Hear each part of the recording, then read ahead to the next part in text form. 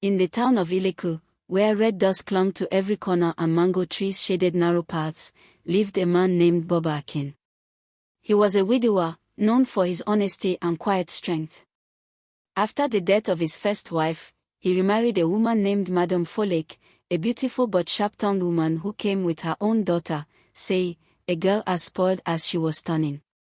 Boba Akin had one daughter from his late wife, Mareo.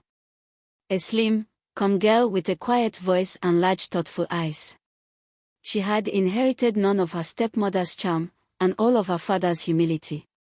While Madame Folek dressed Say in lace and gold earrings and called her my jewel, Mareo wore clean but plain clothes and washed the dishes.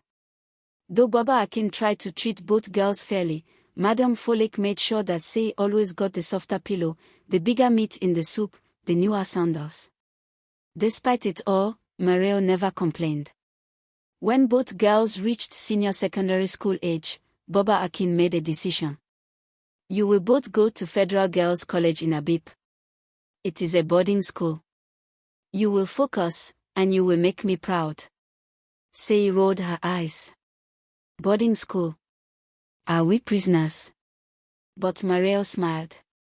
Thank you, Boba.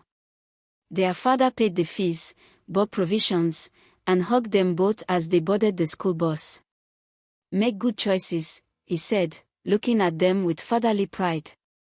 As soon as they arrived at school, the difference between the two girls became clear.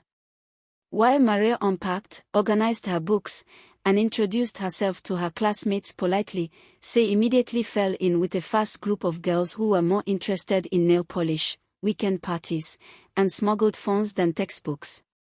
Say began sneaking out of school with her new clique, using forged exits and fake stories about auntie's wedding or a church program in town. They would take bike rides to clubs in nearby towns, wearing borrowed clothes and dancing until dawn. They lied to teachers, bribed gatekeepers with perfume and biscuits, and thought they were untouchable. Mareo knew. Everyone did.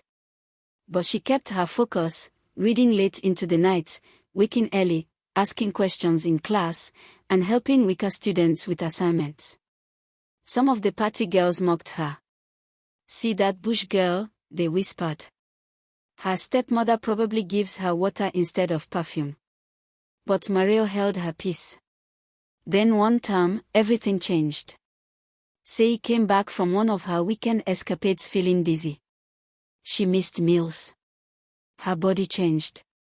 At first, she denied it. Then she cried.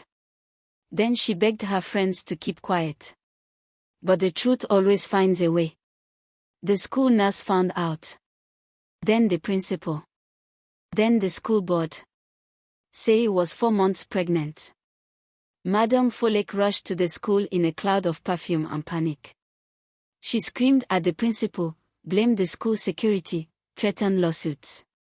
But the evidence was too clear. Say had left the school repeatedly. Without permission.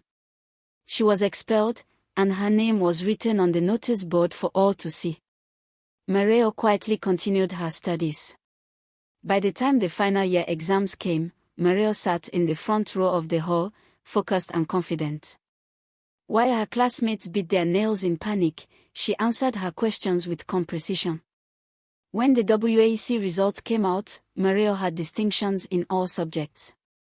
Not 1B. The school called Boba Akin personally. Your daughter, the principal said, has brought honor to this school. On graduation day, Mareo wore her white uniform with pride. She was made head girl emeritus, given the prize for best in sciences, best in literature, and most disciplined student. Her name was engraved on a brass plaque near the school library. As she walked across the stage to collect her awards, her father sat in the front row, wiping tears from his eyes with the edge of his abboda. Beside him sat Madame Folek, stiff and quiet, her eyes full of the shame she could not speak. And beside her, dressed in loose clothing and avoiding all eye contact, sat Sei, no longer the center of attention, but just another girl with regrets heavier than gold. After the ceremony, Boba Akin embraced Mareo and whispered, "You are your mother's child. She would be proud." Back in Iliku, word spread fast. Some said, "Oh, the quiet girl is the one who made it." Others said, "It's the daughter they used to treat like a maid who became a star." Even the same girls who once mocked Mario now wrote letters to her for university advice. Mario went on to study medicine, on a full scholarship, while Sei stayed at home, nursing a baby, her dreams left behind in the dark corners of school parties. Years later, at the town's annual education forum, Mario returned as a guest speaker. She stood in front of a sea of young girls in uniform, her white coat glinting in the sun. She spoke not of intelligence or even discipline, but of choices. "One mistake doesn't define you," she said gently. "But don't let other people's noise drown out your direction. Books won't dance for you at parties, but they will open doors no party ever will." And when she stepped down, parents rushed to greet her, teachers clapped with pride, and even Madame Folek, now older and quieter, came and took her hand. "You have become the daughter I never raised," she said, eyes damp. Mario simply smiled. "Thank you, Ma."